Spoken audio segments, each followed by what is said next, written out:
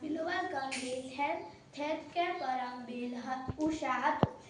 લોકો મને પીટી ઉષા તરીકે ઓળખે છે.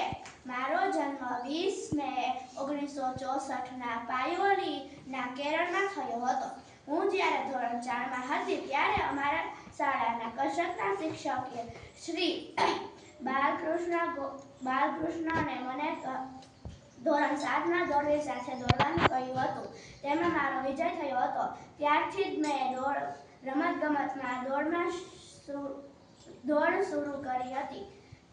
1976માં મેં 100 મીટર દોડ, 80 મીટર દોડ, રિલે દોડ, લાંબો કૂદકોમાં 4 સુવર્ણચંદ્રકો મળેલા છે.